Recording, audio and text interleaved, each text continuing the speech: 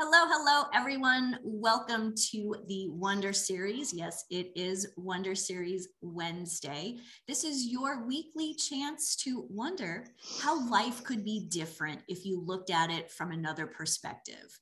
If you open your mind to the possibilities and the opportunities that are out there just waiting for you. Who would you be? What would you create? And eventually, or essentially, how could that help you create that healthy, happy, fulfilling life that you have always dreamed of? I'm Denise Stegall. I'm the host here of the Wonder Series. The Wonder Series is sponsored by Living Healthy List at livinghealthylist.com. So we have been talking about a specific theme here on the Wonder on the Wonder Series. Specifically, it is your resilient self, and how self-definition and values comes into that. And so my guest today is the perfect person to be speaking to when it comes to self-definition, self-values, and what it is that you want to create and what you are passionate about. This is my dear friend, LuAnn Buechler. I'm going to actually have LuAnn tell you a little bit more about herself as opposed to reading a bio, because that's boring. So LuAnn, hello, welcome. Thanks, Denise. Always good to be here with you. I love the Wonder Series. The idea of wondering is so powerful, to sit in wonder of what could be, what are the possibilities. So I just love the name of the series. Thank you. So tell us a little bit about LuAnn and what you do. So I am a business coach, and personal and professional development events are fun for me to do. I love helping people dive deeper into just who they are and finding that self-definition that you talked about, and really stepping fully into that and being their authentic self. Really, it's so much easier to be your authentic self than to try and be something to somebody else that you think you might have to or are supposed to do. And helping people to see that that's true is part of my work. And I use a tool called the Passion Test to help people to identify their top 5 passions and set a course to living that in their life. And by the way, it's not a test. So anyone is afraid of the word test, it's not really a test. That's just the name of it. It is a process that I facilitate people through to help them, again, step into their authentic self and follow their passions, which I say is when you get connected to your true life's flow, everything seems easier. I like the idea that the passion test. You just said it's a passion process. I like that. I like the original alliteration, the passion process. And it really is a process when you think about it, how, you start from scratch, kind of where you are today, and it brings you to the desires that you have in life. Yeah, which is important for people to know and understand. It's not an overnight sensation. It is a journey of clarity into who you are and what you want to create in your life, and then be the co-creator with the universe of building just that. And so every time someone takes the process or works with me in the process, originally I call them passion babies. You're just learning, right? You're tipping your toe in the water, because I also don't want people to get overwhelmed, like, oh, this big thing has to happen, or this is it for the rest of my life. No. It's just the beginning. And as you know, you've been through the process several times, and LHL was born out of it, which is so fantastic. And that's what people do. They keep going through it until they build the confidence and clarity of exactly where they want to go. And then, wow, look at them take off like you did. No, it really is amazing. And I remember the first time I actually took the passion test was probably like 7 or 8 years ago. And you had Janet Bray Atwood was here in Rochester. Yes. And for those of you who didn't know, she's the person who, one of the authors of the book, The Passion Test. And it was really interesting. It was the first time I had ever heard of the Passion Test, and here's the author. And so I thought, well, yeah, I got to go check that out. And it was interesting because it was so new, but because it was so new, I was a little like I don't want to say hesitant. I was like nervous, like because I wanted to say the right thing, or it wanted to write down the right thing. And as we were working through the process that day, I realized that things started to come out of me that I hadn't thought of in a long time. Nice. And you mentioned in the beginning, how we always think, we're supposed to do something or be something, be a different person because of expectations, somebody else's expectations of you. And I think for me, that's where this piece of value, these values come in. How do we even start, as adults, looking at our values and knowing what they are? Yeah, and even questioning. Some people come to me, Denise, and they say, I know what I'm passionate about, or, I know I've established my values, and it's okay, do it again. Do it again and see if that still holds true for you. Even author Jack Canfield of the Chicken Soup for the Soul series and Canfield Success Principles I've seen him go through the passion test 3 times himself. And every time he will tell you he learns something new about himself, another journey, another direction he needs to go, because we also grow and evolve over time, and then it's the next thing. But you got to start somewhere. And so it's being brave enough to step in and say, maybe I don't know, or maybe I wonder what could be the possibilities if I opened up to the thought process of living my passions. And then it's a journey of gaining clarity over the years. And I do it myself every year. And I've been doing this for 12 years. It's just to reaffirm that I'm still on my path. Right. And I'm really glad that you brought up Jack Canfield, because most of us have read at least one of the Chicken Soup for the Soul books. I have Success Principles upstairs. It sits next to my bed. I think I even have the workbook that goes with it. And so when we look at somebody like Jack Canfield or, Tony Robbins or Mel Robbins, some of those big people, we think, we look at them and go, well, they've got it. They've got it all figured out. But what you made very clear right now is that's not always the case. Just because we think somebody's got it figured out doesn't mean that they're not going through and learning something new about themselves, which means we can actually learn more and more about ourselves too. Yeah, I believe that. So many of you know that I'm a member of the Transformational Leadership Council, which was started by Jack Canfield, and it is a community of transformational leaders from around the world. And in working with them for the last 14 years, I have learned they put their pants on the same way we do. They have the same challenges internally in their head, the same voices, and really what it is and what we say in the passion test is we teach what we want to learn. So I learn it so that I grasp the concepts, and then I teach it so that I fully live it every day. When I first was introduced to the passion test myself, I am an avid BNI networker and director, and BNI is a system. I teach people a system of how to grow their business through referral.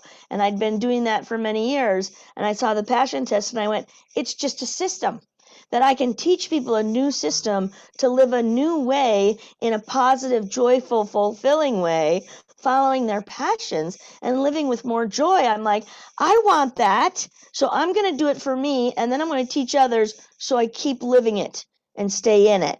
It's like we go to all these conferences and professional development, personal development. We learn things and you feel like on fire when you go home from that. And then you fall back into the same old patterns. We all know it's true. And so implementation of transformational concepts into your life has been really important to me. And the passion test showed me that. When I became a passion test certified facilitator, I immediately have a family for life who I can go and get support from. Twice a month we have calls. I could call any of them up personally and say, hey, this is what's going on for me. Take me through the process again, walk me off the ledge, whatever it is. We all need that support. We all have the same monkey mind going on, and it's never going to go away. It's learning how to reframe from it quicker and quicker and quicker. And I just said on another call that we had that I believe that my journey in the transformational learning world the last 10, 15 years saved me during the pandemic. Like if I had not learned all the tools and skill sets that I have in the last years, I would have been a stressed out, anxious wreck, full of anxiety and fear of the world coming to the end. But I have learned how to shift that mindset, even when it creeps in, and look for the positive. What am I learning from this situation? Why is this situation happening? What could it be giving us? That's a positive. So that whole state of wonder, right? Instead Absolutely. of diving into the Alice's hole and going down the hole, to sit with wonder of, I wonder why this is happening. I wonder what good will come of it. I wonder what I could learn from this. It's such a more joyful place to be in, Oh, and absolutely. imagine the possibilities. And whatever stories we tell ourselves are the stories that we manifest. Mm-hmm. So if you tell yourself the negative story, that's what you're going to get. And so tell yourself the positive story. Really, a lot of what's going on in our head is imagination anyway. So imagine the positive possibilities of what could happen and watch them happen. Sometimes it's the littlest things for me, Denise. I Mm-hmm. remember being in a rush one day, and I was supposed to be going to a networking open house and bringing an appetizer to share. And I'm like, oh my gosh, I didn't do anything. I got to go to the grocery store and figure something out. And I had in my head, okay, I need one of those veggie trays that already has the dip in it. Right? Because I don't want a big whole container of dip. So I was really going through this in my head. And I go into the grocery store and I'm looking all around for these veggie trays. And at first I didn't see them, and then there they were, and none of them had dip in them. And I'm like, Oh, I need one with dip. I don't want to buy a big dip. And I started moving some around, and there was one. Just one veggie tray with a little dip in the center. And I'm like, there you go, it was made manifested it. just for you. Absolutely. And I love that's the way you got to think of it. Others might say, oh, that was just a coincidence. No, it's manifesting what I want in the universe to happen. And then the more that you acknowledge that that's what's happening, the more that it happens for you. It's so cool. I love it. That is so cool. Luann, I like how you started this part of this conversation by saying that it's a process. And I think that is really essential for people, because how many of us pick up another self-help book and we read through, and maybe we dog ear pages and, kind of highlight it. I'm still really big on the yellow highlighter, like I was in college. Me too. But you're right. You put the book down, you finish it, and you're like, wow, that was really good. I learned a couple of things, and you put it down, you put it on the bookshelf, and that's kind of where it ends. Yeah, so that's when we got to go back to that more practical knowledge that we have, and go into reading a book with, I'm going to take one thing. I'm going to take one thing from this book that I'm going to implement in my life. That's not too difficult, right? Because if you go in and you expect, like, transformation seems like a big word, total transformation after reading one book, that's not what's going to happen, right? And I don't want you to get discouraged, but it's human nature. So pick one, because if you can apply one thing, it was worth it. And most likely that Absolutely. one thing is going to lead you to something else, because that's the way the books work, right? If you start one thing, like meditate for 5 minutes a day, see if it changes your life. And then you'll want to do it for 10, and then you want to do it for 20, and then I want to do it for 30. And wow, it totally shifts my energy and my mental state. So just one little thing that you can implement from that. And I say that about any course you go to, any conference, whether it's 3 hours or 3 days, one thing. One thing. And I think actually that's do really it. important, because I think we do tend to overwhelm ourselves with, the amount of knowledge that's out there. I mean, you can spend, and I know, like, I had like 4 hours of either calls or trainings or something that I could have done today. And I'm going to pay attention to one of them, because that's the one that I said in the beginning of the year, this is the one that I'm going to follow. I'm going to follow this person. This is the one piece of training that I'm going to do for myself this year. And everything else needs to just go away, because we can only focus on one thing. One of the things that I love is when people say, if everything's important, then nothing is important. Pick that one thing, and that one thing becomes important. Right. Totally true. Do you know the name Joe Vitale? I do. Joe Vitale, history is that he was homeless on the streets of Dallas for 10 years and pulled himself out of poverty, and now is a transformational leader teaching the tools that he used to help him get that way. And Joe took the stage at the Transformational Leadership Council meeting one time, and I was totally overwhelmed by all the amazing theories and tools and activities I could do that these people had been teaching me. And he wrote them all on a whiteboard. And then he erased them back down to one. And he said, there's a lot of great modalities out of there. Find the one that works for you and implement it fully. Oh, so freeing. I was like, oh my gosh, I only have to do one. And so then when that one becomes a habit, you add another one. You know, that is such a brilliant, brilliant concept. One of the things that I talk about all the time in my work is, to find a healthy lifestyle that works for you. There's a ton of stuff out there. I mean, my bookshelf back there is full of either diet books or follow this type of eating books, because I need to be on top of the research and what's new. But what's good for me may not be good for someone else. Like, I have a friend who is incredibly successful with keto. I tried it because I needed to know more about keto, and it doesn't work for me. I can't eat that much meat and cheese. It doesn't work with my system. Let me just say that. But Denise, I love that, because that is scientific fact of the makeup of our bodies and the different chemistry, if you will, within our bodies. My dad was a chemistry teacher. That's about all I know about chemistry. Anyway, but it's truly fact that blood type, there's those diets out there that based on your different blood types, and all of that chemical reaction in any given body is different. We're all completely unique, and so we have to find, and that's always what I've loved about your message. Not everybody has to do it this way, but find the way that works for you, and here are some suggestions that can make it easier and some recipes, and I love your recipes. And so the same is true in the spiritual world, in the transformational world, all of that. Find the tools that are easy for you to implement in your life and work for you, because it's more important that you actually do it than do what other people are doing. And so that brings us back to the other conversation about how we compare ourselves to everyone else. Stop.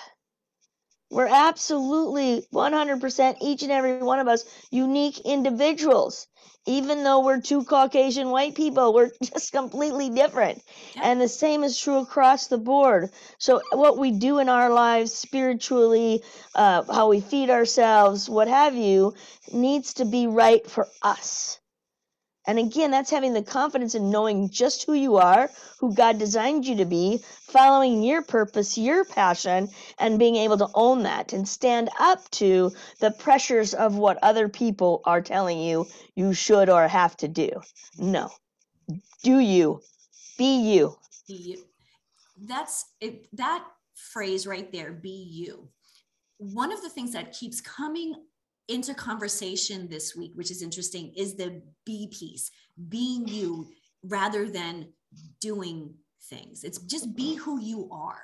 And when you are, when you're being your authentic self, all that other stuff that, that you need to do or want to do, that happens when you're following your path or your passion.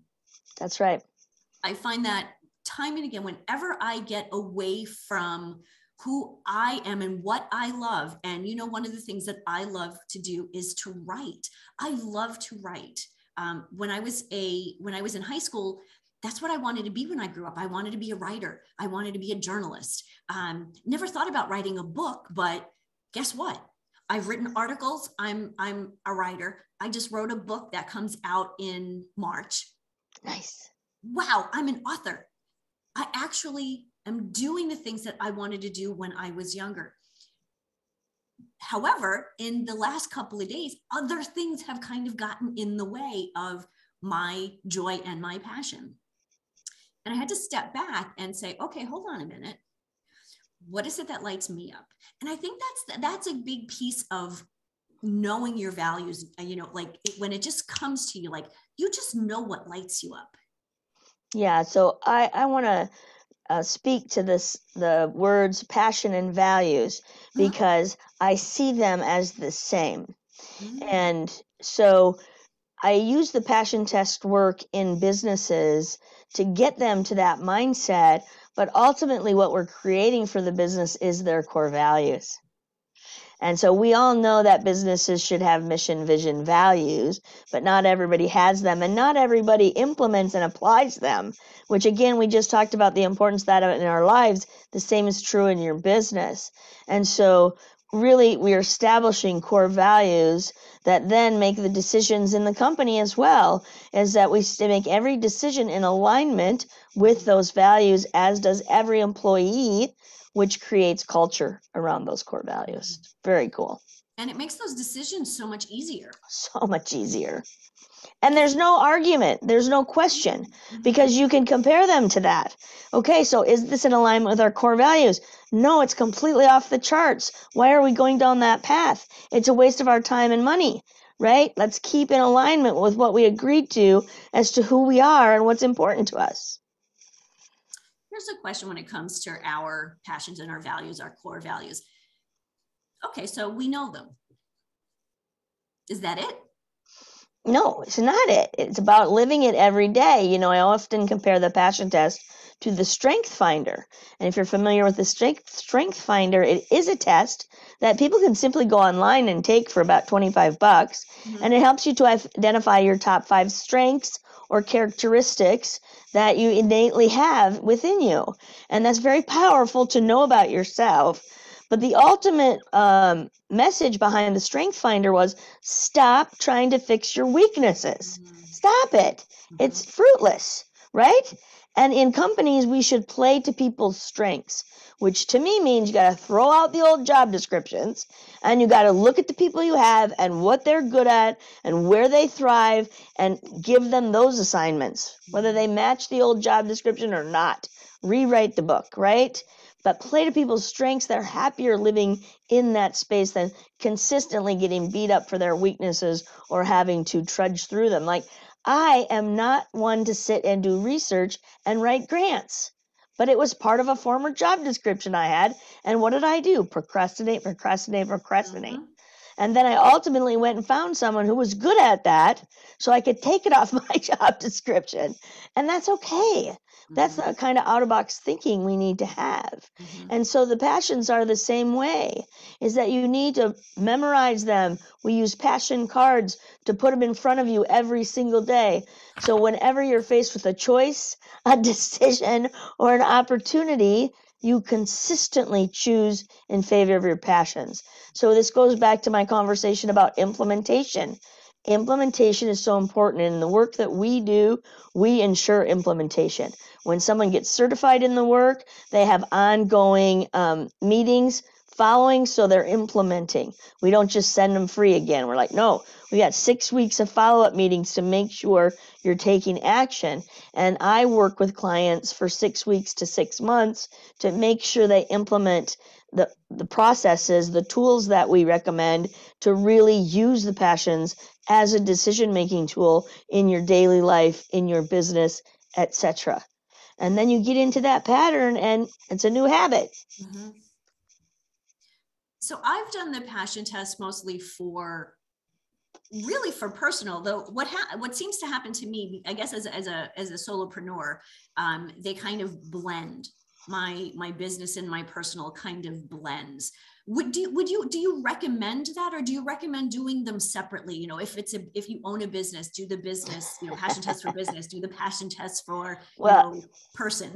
You're gonna make me give up my secrets here. So so I always recommend it for any individual. And just so people know, taking an individual through the passion test is just 2 hours of coaching time. And then I'm going to ask you if you want support implementing it after that. But to find your top 5 and understand the tools that we recommend, it's just 2 hours. So well worth that time invested for that. in my business work, when a business owner engages with me, a solopreneur like yourself, or the owner with employees, I always start with the owner and I say, we're going to take you through the personal passion test first, so you understand how the process works. Then you will better apply it to your business. And because then we can take those personal things and we can sort of set them aside because we've taken care of them. And we know what your top 5 personal passions are, and we kind of set them over here. And then we drill down into the business. So usually one of the 5 on the personal passion test is something about career or business, as who that person is. And then we drill down deeper into that to speak specifically to the business itself and what are your values, your passions there. And then we establish those. And then when we start to create the big 10-year vision of where your life and business are going to be 10 years from now, we pull them all back into the story. That And makes so so much it sense. is the personal piece of it, of what we will be able to do in our life because we were successful in our business, that is the true inspiration. Quick story. A young insurance professional, and he went through this process with me. After his first year in insurance, he said, I didn't achieve my goals, and I know I can do better, so I need someone to help me. So he engaged with my coaching. By the way, we started in December working on this process. By January, we had it completed because he was on it, and by March, he was achieving all of his monthly goals. But in his 10-year vision was that he was married and had kids, and what house he lived in, and what they got to do, and his wife didn't have to work, and all this good stuff, right? And he was dating someone when we started, but then the second year, I told him, I said, he wasn't quite doing his stuff, and I said, you know what I know what you really want? Is you really want to propose to that woman. So I want you to go and pick out the engagement ring, so you know exactly how much it's going to cost you and what you need to do to get there. And I want you to take a picture of it and keep it in your office where only you can see it, so that it is your inspiration to pick up the phone and make your phone calls, because you want that. And he engaged to her that year. He got engaged that year. It's everything, and it's so true. Everything is so intertwined. I mean, It is. it's if you know what your passions are in your personal life, I see where it flows into our business. Right. You're only one quick thing. You're only 1%. You cannot check your heart on the door. We talk about work-life balance, but that's really not it. It's really about bringing your whole self to work and being able to be so at peace at home because you know your work is under control, that you don't have to bring it home or stress out about it when you're at home. So it's gaining that confidence in both pieces that give you that. That right there is what we're all looking for, LuAnn. Absolutely. There you go. You can help us get there. I would love to. I think that's amazing. We are running short on time now. So I wanted to just have you real quickly, if you have one last quick tip for us, and then tell everyone where they can find you and how to connect. Oh my gosh. If you want to live in joy, be your authentic self. Figure out what that is. Use the passion test, whatever other tool that's out there that you've heard about that you will engage with something, because life's too darn short to live it any other way than being in joy in every moment. And you can choose joy, and your passions help you do that. So you can find me at luannb.com. That's LuAnnB.com. There are free opportunities on there to get supporting documents to what we were talking about today, to engage with a free complimentary session with me to learn more about the passion test and what it looks like to take it into your business or your home or what have you. And I would love to visit with you for a free consultation. Denise, you have the link for that. You can post with this so they can opt into that free complimentary session for 30 minutes. I do, and I'll make sure that is in the show notes for everyone. LuAnn, thank you so much. It's always a pleasure and such a joy to hear how you bring people really into their life of joy and of passion. So thank you so much. Thank you, Denise. It's a pleasure being here. Appreciate it. So thank you everyone for listening in to this episode of the Wonder Series brought to you by livinghealthylist.com. We're here every Wednesday at 12 p.m. Central Standard Time. You can find us on Facebook, YouTube, and you can also find us on anchor.com and wherever you find your podcasts. Thank you so much. Until next week, I will leave you with this: healthy living, happy life. Have a great week, everyone.